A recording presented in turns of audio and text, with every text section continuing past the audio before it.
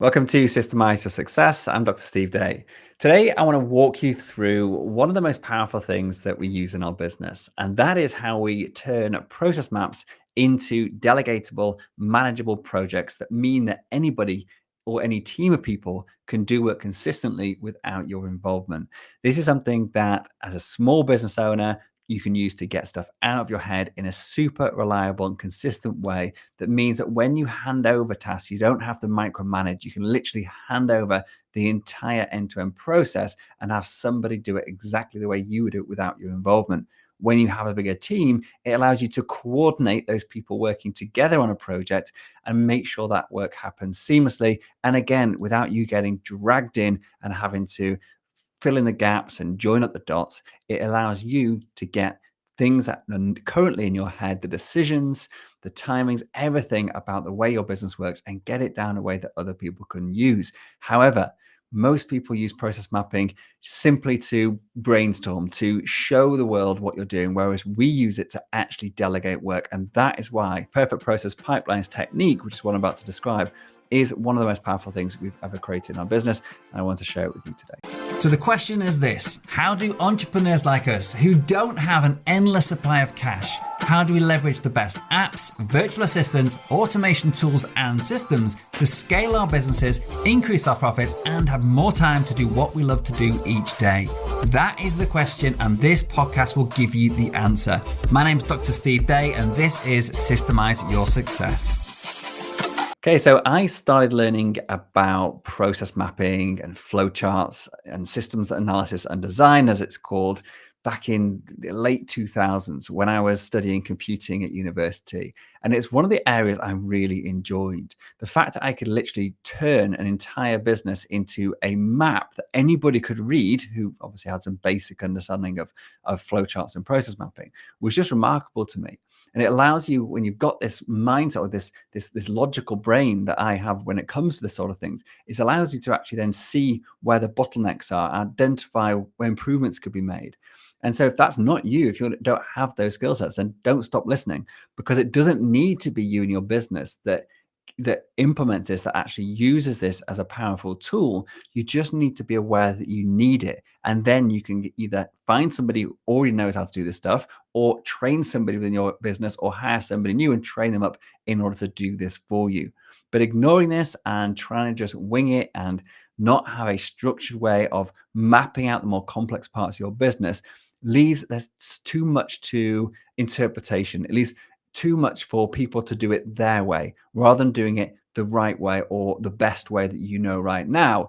And the other thing is, once you've documented the way you currently do stuff, and I don't just mean like individual tasks here, I mean how you link everything together in your business. Once you've documented that, you're then in a position to start improving it. Without that, you're just trying out different ideas and you're not able to actually see consistently what's working or not, because if things aren't done consistently, you'll never know which things are working or not. So we've got to get down there here and now first before we can really start doing process improvement. And this all comes down to creating process maps for your business.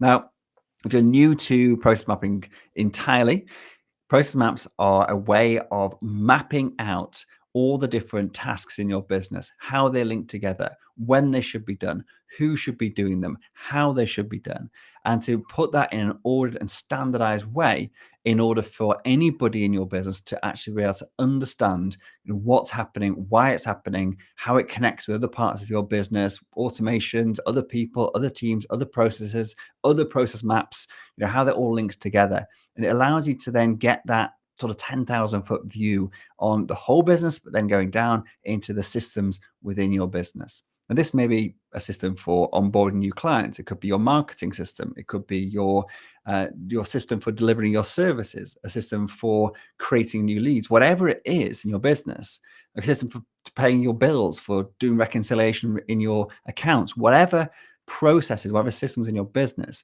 they are often not just single tasks. They're often multiple tasks linked together and may involve multiple people. And process maps is how we capture that and put that down in a way that everybody can understand. So if, as I say, you're totally new to process mapping is a technique which I learned in university. It starts with putting down the tasks that are going to happen. We use square boxes or rectangles, in fact, to show what a task is on the process map. And we link those together with arrows to say this happens first, then this happens, then this happens. We can then add more detail to that. For example, we can add timings in there to show when this happens. So we wait one day after doing task A before we do task B. We can also put on third parties. So if you're sending information to somebody, we can indicate, well, who is that sent to? And if, for example, you need a template or a script for a call or a message that's been sent, we add that on there too. We also add handovers between different people. So if one person's finished their task, they need to hand over to somebody else. We need a process for that. Like, how does that handover actually work? And also, are there any other people involved in the process in the outside that we need to bring in? How are they going to get alerted to it? And as I mentioned before, are there any automations that are kicked off as part of a process? We can map those in as well. So we can actually be confident knowing like, oh, this automation is triggering off X, Y, Z, and those are going to affect a different part of the business. By putting it all down, it gives you that ability to see what's happening, why it's happening, who's doing it, or if it's even an app doing it for you, and what are the outcomes or the results of that work being done, and how does that affect other parts of your business. We can also use things like decision trees. So we can actually map out quite complex decision processes that you're going through in your business. We can, for example, say, look, if this happens, then do this. If this other thing happens, do that. We can also have something called event-based gateways, which mean that you can actually have on your process map that you're waiting for something to happen. If, for example, someone replies to your email within a certain time period, we can action that path.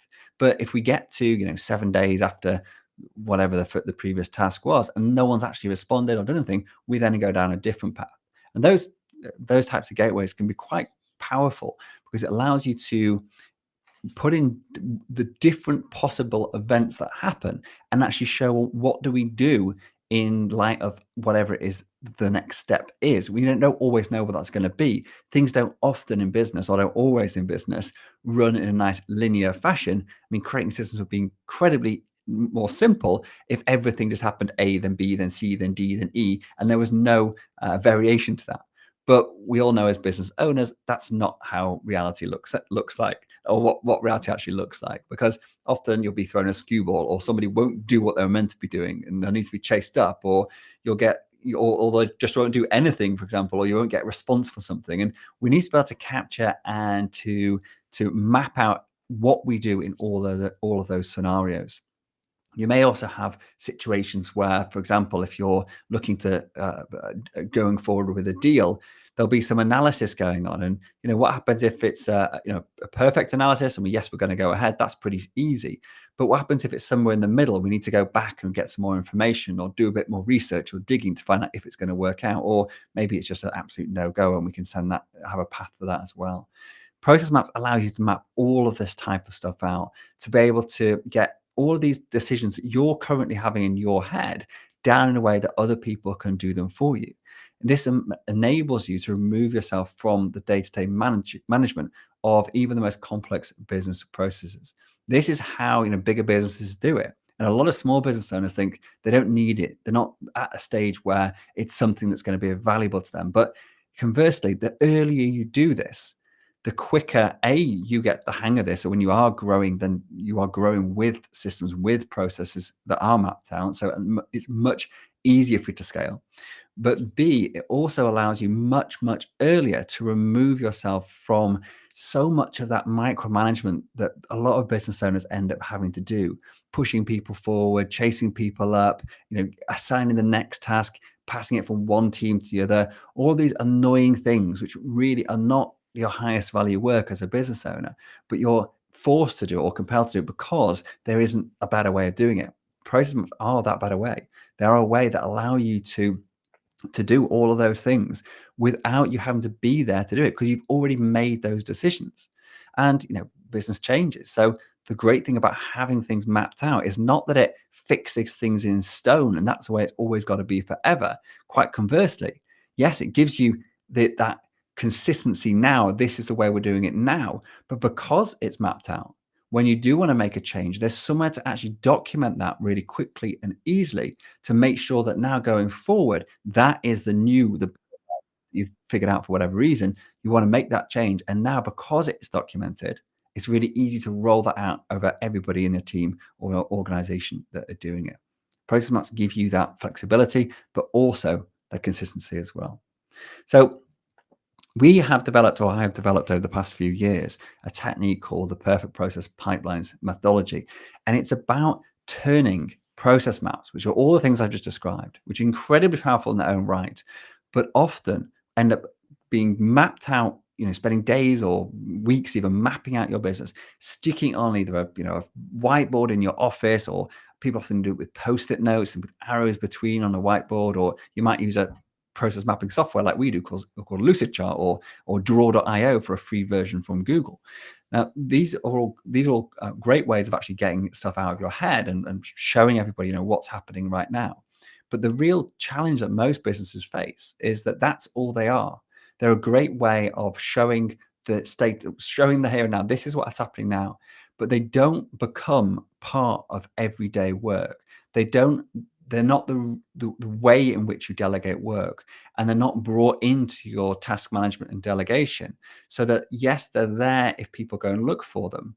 But like with many operation manuals that are badly written, using outdated techniques, the same thing happens for process maps. Just creating the process map in itself isn't going to supercharge your business.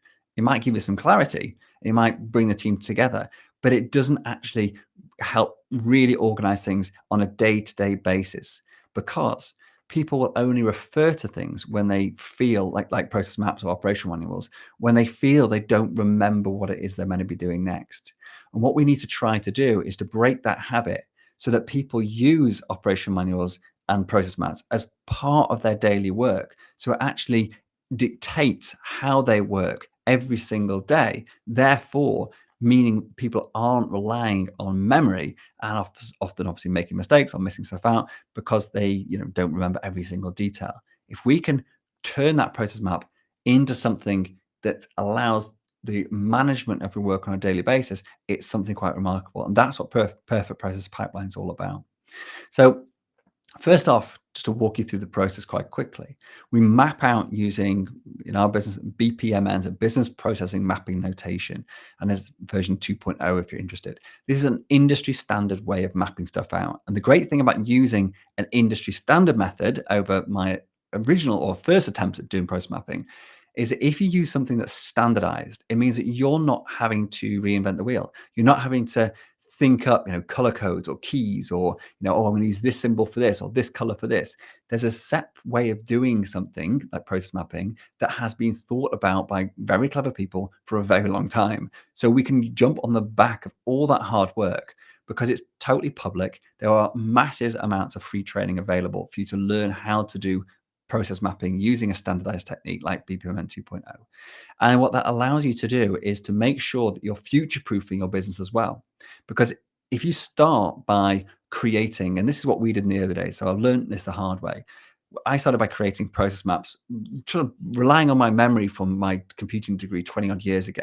And I knew the basics of it, like with the symbols that I've just described, but the nuances and, the actual precise things of how you document stuff, I didn't have front of mind. And actually things have progressed a lot in the 20 years or so since I first did my degree in whatever it was, 1998, I started my degree. And so I started out creating these maps using a very clunky piece of software. I ended up having, making up almost my own symbols to show different things. I color coded to show who's doing stuff. I didn't know what I didn't know. And so what I ended up was creating my own sort of method of mapping stuff out. And then I got a business partner, and he was also fairly good at process mapping, and he sort of started mapping stuff out in his own way as well, and creating his own keys to explain the different things and the different colors, etc. And then we got a third business partner who actually did know about BPMN, about the standardized way, and he started doing them in a standardized way. So we ended up having 3 different ways that we were mapping stuff out in our one business, which led to a lot of confusion and misunderstanding and wasted time. And so we decided one sunny day in 5 years ago now or something like that, to actually scrap everything that wasn't standardized, and to actually go really deep on actually like making sure that everything we did going forward was done in a standardized way. Since then, it's made it so much easier because everybody in the team can understand the process maps. And when we bring somebody in, as long as they've got an understanding of process maps, because it's all standardized, they just get it. And so when you're thinking about the future of scaling your business, then you just need to hire somebody with this skill set of creating process maps, and they can just jump in and pick up and carry on the work that's been done already without you having to spend hours and hours training them. Or you can train up existing staff using a lot of the free stuff that's available on things like YouTube, which teaches people all about process mapping. So there's huge benefits of using a standardized way to process map, and arguably there's huge benefits on if you've not already done that and you're using your own fancy way of doing it that think is great. I would just take a stop now before you continue down this path forever, because the longer you go down this path, the bigger the job is to undo it. And our job of undoing it was quite major because we had so many process maps done, but it was worth it in the long run, and we now have everything standardized. Now, going back to my point before, is that's great. So we now talked about, we need a standardized way of mapping things out rather than just using make up your own way. We need it to map out all those decisions and everything, and that's what BPMN allows you to do. It allows you to add lots of layers of sophistication depending on how complex you want to get, or you can just keep it pretty simple. But then, as I mentioned before, the real power of this is how do we turn this into something that is truly delegatable. Now, the way that we've done this, and this is the perfect process partners technique, is to standardize the way in which we use process mapping in order to make it easy for us to then translate that into our task management app without having people to refer back to the process map on a day-to-day basis, because people don't refer to stuff they think they know how to do it. So what we've tried to do, what we have done, is to create a method for creating the process maps and then mapping that into the task management app. We do that by breaking up the process, and we break it up into different stages. We do it from the simplest thing, like what's happening now, then or what's happening, in what order do things happen. We then talk about who is doing it. We talk about handovers between people. That's a crucial point, that many mistakes happen or things get dropped. We break this. Oh, then we talk about when is it happening. So at what timings does it happen? Is it after a certain time from the previous task? Is it relative to a fixed date in that process? We call this the T, so T for time. And so, for example, it could be if you have a property business and you're doing a tenant move-in pipeline, then your T, your time, could be the date of the move-in. And then everything else can be related to that. 3 days before the move-in, 3 days after the move-in. It can mean that you have a fixed time in space that is relative to the actual activity that's happening. So for recurring tasks that happen multiple times in the business, obviously for each time that happens, the actual dates will change, but they're all going to be relative to the same point. Like I said, tenant move in, or for us, like podcast production pipeline, or and the podcast promotion pipeline are all linked to the podcast publishing date. And so therefore we can go forward and back from that and then time everything accordingly every time it's done. So we don't have to make this up each time. It's always set based on that time. We then have something we call stages, and stages are really how we map this into your task management app. And we use Asana, we use Kanban boards for this type of thing, and each column on that board becomes a stage. And a stage for us is a collection of tasks that are done typically by one person, but there are occasions when we do have a single stage with multiple people in, but they're owned by one person. This is a key point. Somebody is responsible for getting all the stuff in a stage done before it's moved on. And so even if there are multiple people involved in doing the work, one person is ultimately responsible, has the responsibility for making sure that all that work is done. And therefore we have accountability, and then obviously we can then keep on to that person to make sure it is done. Each stage, as I said, is broken up into the typical work done by one person, or the logical steps in a process. And typically if we finish a few tasks and then we hand over to someone else and we're waiting for them to give us something back. So we say, we go through a process and we send an application form to a tenant or a client, and now we're waiting for them to come back, and we can't do anything else until we get that information back. That would be a great place to sort of end that stage, and the next stage would be then chasing up that person and doing whatever comes after once they've actually given us that back. So that allows us to break up quite complex processes into logical steps along the way. Doing that means that we can see where each of our tasks going through this pipeline is. So whether it's tenants or clients or bills or whatever it is, projects, whatever you're pushing through this pipeline. We've got a hiring pipeline, for example. So when candidates are coming through, it's candidates or job postings, whatever it is, you're pushing through this on a multiple occasion. Actually, the first thing we ever created using this technique was our the podcast promotion pipeline. So every podcast we do for this Systemized Success podcast goes through a pipeline, and I can see at a glance, looking at my project in my task management app in Asana, exactly where every single one of my podcasts is up to in regards to production and promotion as well. And that means that I can see if there's a bottleneck. So if we have a bottleneck with our copywriting, for example, I can see it at a glance. We've got 5 or 6 episodes waiting for some copy. I know we need to put some more resource there. Or if there's an issue with the graphic designer, I can see it because I can see there's a backlog in the graphic designer section of the pipeline. Or stage, sorry. And so breaking the pipeline up, breaking the process map up, into these pipeline stages, as we call them, allows us to have a very easy visual way of seeing where everything's up to, gives you that ability to see where bottlenecks are, where you need to put some more resource, and just allows you to see, exactly, I'm going to repeat myself here, but where things are up to in the process. After each stage, we're then going to have a handover. So we call this progressing the pipeline, moving it from one stage to the next stage. And depending on the nature of that stage, there may actually be more than one destination it could go to. So by destination, I mean future stage. So it could just be a really simple pipeline where it goes stage 1, then stage 2, then stage 3, then stage 4, and then finish. And that's, for quite actually a lot of simple process, like paying a bill or something, it would be pretty straightforward. However, if you've got more complex, and we work with a structural engineer client, for example, who had these multiple loops, and basically his design process would go through certain stages based on, like, is it being signed off? Does it require further input? It would actually flip back and come back to an earlier stage. And then sometimes it would go off to a separate stage to go through stages, then flip all the way back again and go back through the process.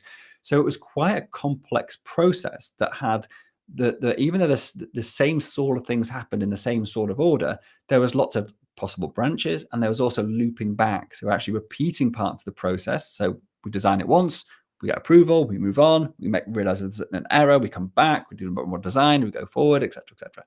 And so by having this ability to, when we hand over, to actually have conditions. So we're saying, if a situation A is happening, then great, we can go to the next stage and just continue down the pipeline. But if situation B is happening, then actually we need to go to a different place, so a different stage in the pipeline, and sort of hop over. It's a bit like one of those choose your own adventure books that I used to read as a kid. And my mum used to hate me reading, but I wasn't the best reader when I was a kid, and I enjoyed those, so she gave me them to actually just entice me to actually do some kind of reading.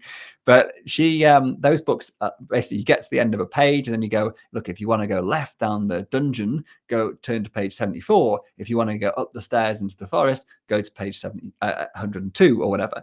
And so that's exactly what the idea for this was. How can we give people that choose your own adventure depending on where or what the situation is when you have to make the decision about who am I going to hand this over to?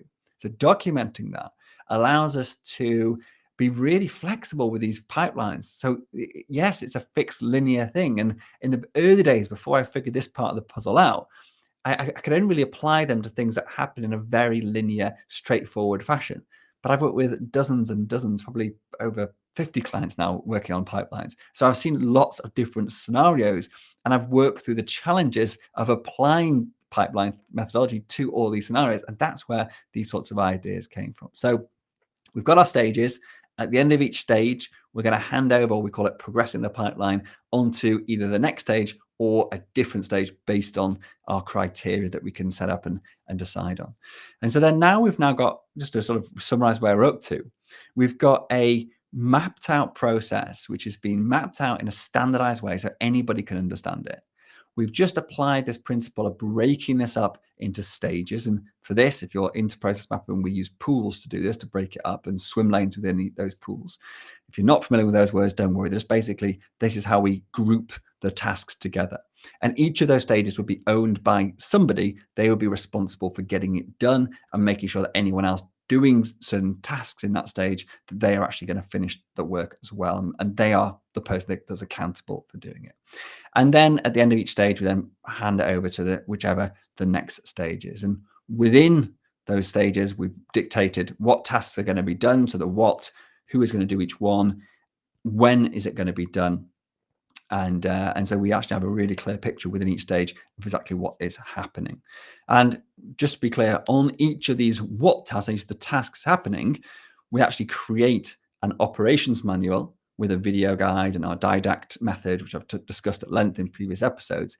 And so we can get more and more granular as we go down. So we start off with this high-level process map, we then create the stages, map it into our task management map, and then create operation manuals, and then link it all together with something we call the pipeline operation manual, which gives the overview of the whole pipeline and all the information needed to do that.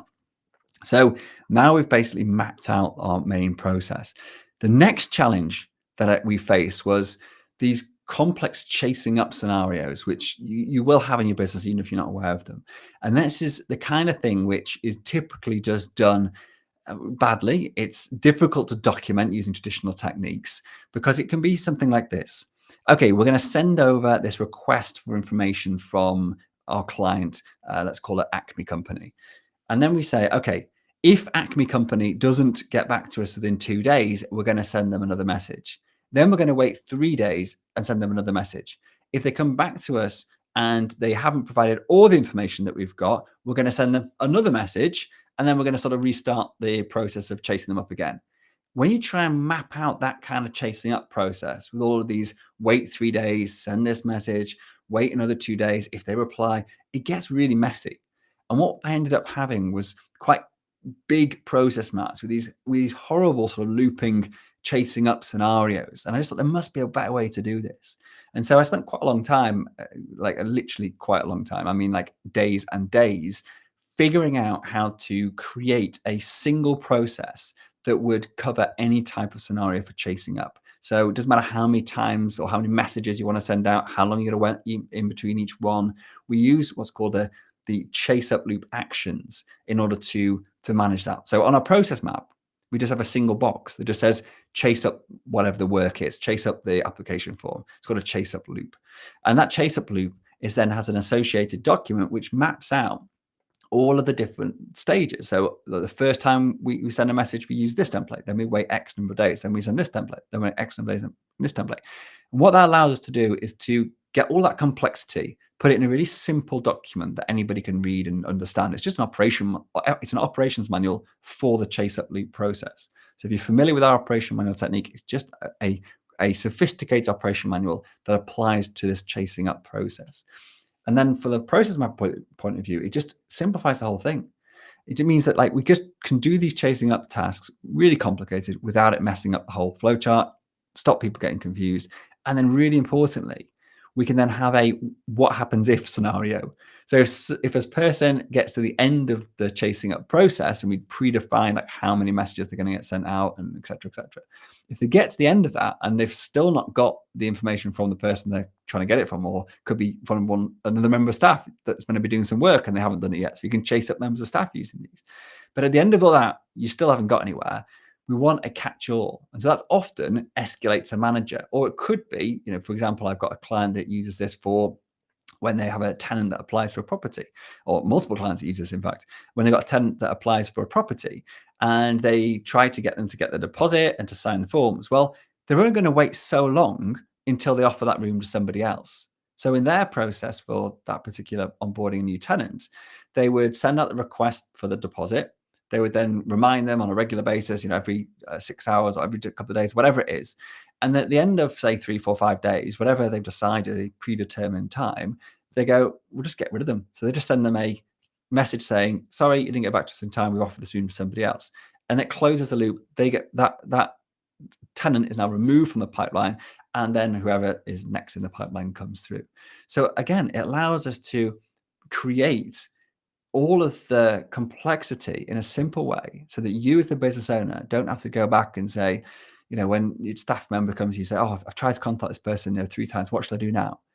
If you do that once and you document it in a chase up loop process map or chase up loop actions document, it means that going forward, the same thing can happen time and time again, and you can really easily update it without having to go and dig around where it is. It's all in one place. It makes it really, really simple. Chase up loops are one of those things that I'm probably most proud of. That and the whole pipeline methodology. It's it just makes things work where previously it was just super clunky and messy and got confusing. So that's how we use chase up loops. And yeah, as I said, chase up loops can be for external parties, third parties, it can be for internal people as well. So really useful technique. And then finally, we have endpoints on our process map. So when people get to the end of a process, we might want to actually record like how many people got to the endpoint A, the endpoint B. And again, going back to my choose your own adventure book scenario, they might have different ends in the book, depending on which path and the decisions you make along the way. And you might want to actually record how many people get to goal A, how many people get to goal B. And if we do it like this, it's super easy because in our pipeline set up in our task management app, we can just have different columns for different endpoints. An example of that in our business, when our podcast is produced, we have some podcasts that go to YouTube, which is the majority, but some podcasts that don't for whatever reason. And so therefore we can actually put those into 2 different places. That means that in the future, we might want to pick up the ones that are not in YouTube for whatever reason at the time we decided not to put them in there, and actually publish them into YouTube and create videos, etc., and promote them as a separate event. So it allows us to then see where things are up to. So that's it. That is the perfect process pipelines technique. And it's one of those things that if you can just put your mind into it, either yourself or someone else in your team, learn how to do a simple process like this of using standardized process mapping, but then really importantly, have a method to convert that into something actionable that manages work within your task management app, you create something truly remarkable. When then, just to finish this whole scenario, this whole episode off, and to pull it into the practicalities of using this. So once you've got this mapped out in your stages and you've got all your tasks set up on your task board, so each stage has all the subtasks, each subtask has an operation manual, so everything's all nice and mapped out. It means that when you delegate work now, you're delegating it in a project in your task management app, which shows each person exactly what they need to do next, gives them the guidance on how to do each step, and shows them what they need to do with regards to handing things over, to chasing people up, to just basically when and how they need to do every single step in a super visible way. So from a management perspective, it becomes much, much easier to see where your multiple iterative tasks are up to. So for example, for us, it's podcast is a great example, recruitment's another example, our operation manual pipeline. So all these pipelines where we've got lots of things happening, similar things happening, but multiple instances of them, then we actually see exactly where they're all up to. And it's incredibly powerful technique to master. If you're interested in learning more about this, please do check out the webpage for this particular podcast episode. Go to www.systemizeyoursuccess.com. On there, I'm going to put some resources specifically about learning how to use process pipelines, the methodology in your business. And if you'd like to speak to us, of course, there'll be, if you go onto that page, there'll be a button to actually at the bottom on our website to click and actually book a call to speak to us, or just email us at help@systemsandoutsourcing.com. I'll be happy to arrange a call to discuss that with you. Great. I hope you found this helpful. Again, go and check out the podcast site page on www.systemizeyoursuccess.com. Find the site page for this particular episode, and on there there'll be some extra resources for you to download and some videos for you to watch to understand how to start using perfect process pipelines in your business. Thanks so much.